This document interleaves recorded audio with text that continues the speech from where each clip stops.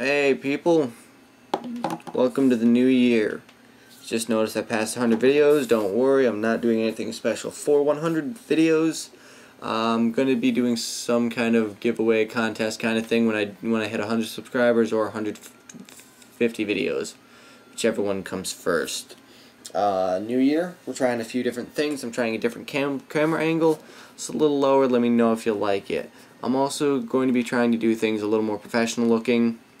So I'm going to be using, a lower angle. I'm going to start doing, a little, sorry about that, little small intro like I did a while ago on my comparison video between the SOG Sagfari machete and the Gerber machete. I'll be trying to do something like that more often. Just trying to improve quality overall. I'm going to be scripting the videos out a little bit more. Got a notebook here with notes in it for most of my reviews. I usually go by the flying by the ass cheeks of my chaps, so we'll see how things go. But I'm trying to do things a little more, professionally looking. So let's get right into it. Today's review will be on the Spyderco Native. This is the lightweight FRN version. It's got the pin construction, backlock design with the voids on the detent in the blade, or in the lock bar, which helps to stop accidental unlocking. If I had a knife here, I would show you that, but unfortunately I do not have one on hand. I'd have to go to the drawer and get it out, and I should have it on hand, but that's neither here nor there. Blade length is 3.1 inches. It's a drop point leaf shaped design, which is extremely sharp as per Spyderco's usual amount. Let's go ahead and show you on this one. Just go ahead and, this might help to actually cut paper, right? Spyderco's come razor sharp. This is no exception to that rule. I mean, even the tip is, I'm hardly even trying, and that's just cutting right through it, so. It's definitely a sharp knife, definitely a good one. Golden, Colorado, made in Golden, Colorado, USA Earth, as their usual thing. Blade steel is CPM S30V. Crucible CPM stands for Crucible Particle Metallurgy. Now, some of you might be saying, wait a minute, S30V is a quote-unquote a super steel, which it is. It's a damn good steel. Resharpening it takes a little bit of work, but it's not too big of a deal if you know what you're doing. Now, S30V, MSRP on this per Spyderco is $99.95. You can pick this up off of Amazon for $50.37 plus shipping and handling, which should be free with their 5 to 9 day super saver shipping. So, getting back to the knife steel, let's say CPM S30V, which is a quote-unquote super steel, which it is pretty damn good steel. So S30V for $50. Is it the holy grail of knives? No. There are some drawbacks. If you're able to get over those, no problem. Then yes, it is. Okay, so pocket clip. It's a good pocket clip. Definitely hold it in the pocket well. Left or right side tip up carry only. Not a big problem for me. I prefer that. I feel like on almost all of my knives, they're almost all tip-up carry except for the leak here, because I just don't like having, that much out of my pocket as opposed to that much. So let's continue onward with the Native. 3.1 inch blade, 7 inch overall, 4.5 handle, 4 3/4, 3 3/4. Let me check. 3 3/4, almost 4 inches.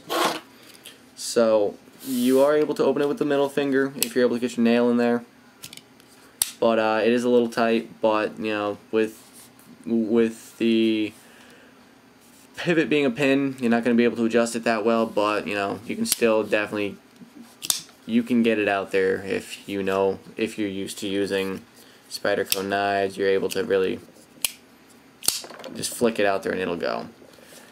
Blade play is none, left and right, there's no play, no lock rock to it at all. Let's see, continuing down my notes, it is smaller than I expected, but I did not look at the specs when I bought it. A friend of mine had it.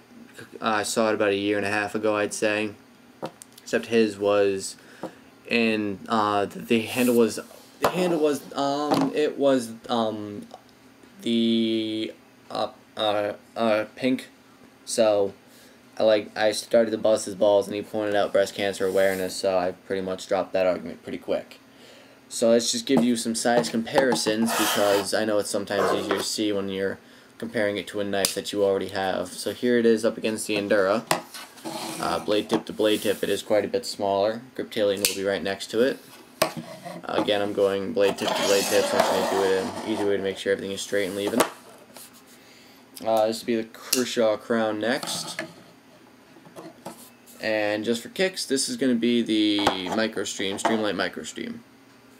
So as you can see, it's definitely quite a bit smaller than some of your knives. I mean the closest one it would be the Kershaw Crown here.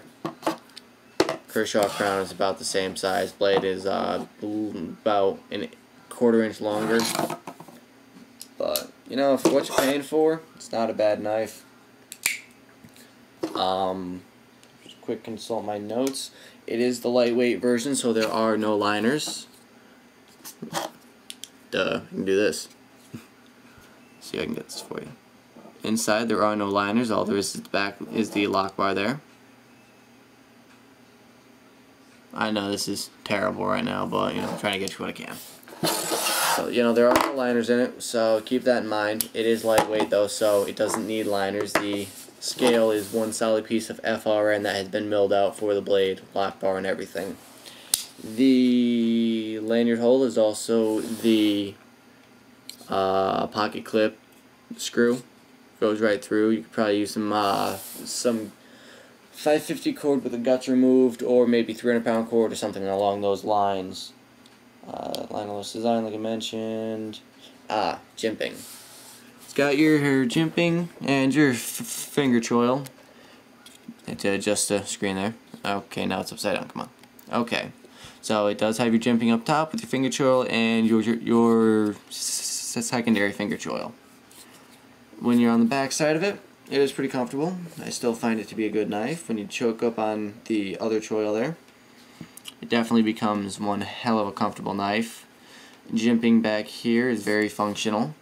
It's very, it's not sharp, but it definitely will chew up your pockets. I've had it start chewing up some jeans, so just keep that in mind. When you really choke down on it, if you really choke up on it, you might come up onto the swedge here where there is no jimping, but for most stuff, when you're doing control cuts, this is going to do you fine when you're on the jimping and in the choil. If you're looking for a good pointy knife, there's definitely a way to go, but it is not the holy grail of knives. You know, it's S30V, but the Spidey hole is partially obstructed by the handle scale there. As you can see, it's about maybe a quarter of it is covered.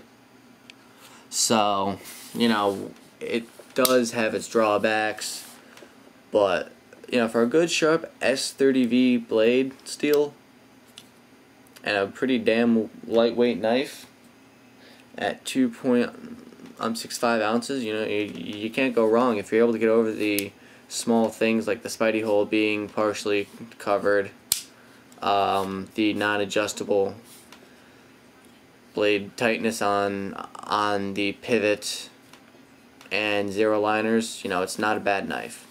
There's not much I can fault it for those, especially for the price point. You know, I mean, Spyderco's damn good knives. You get Spyderco's warranty with it. I mean, the texturing could be a little more. It says it has the bidirectional texturing, but let's compare it to the one on the Endura 4. If you look at the Endura 4 at an angle, it's kind of like a scalloped, I guess you could call it, where if you compare it to the one on the Native, it's kind of flat. There's not really a lot of texturing to it. You know, your hand, you know, your hand can slide around on it pretty easily, so just keep that in mind. It won't be like the texturing on your Endura. But guys, if you're looking for a decent knife for a decent price, it's going to last you for years and years and has a damn good warranty behind it, you can definitely look into the Spyderco Native 5 lightweight. They also have this in pink, and they also have a normal version, which is about, I think the MSRP on that is about $120, $130. That one's got seal liners and G10 handle scales. But, you know, I do not have that one. What I have is the lightweight version, because I was looking for a lightweight Spyderco that I can throw in my pocket and forget about it. So guys, that's about it for this video. I hope you enjoy the rest of your evening. Just remember, life's short, stay sharp, and hope for the best and plan for the worst. Stay safe and God bless, guys.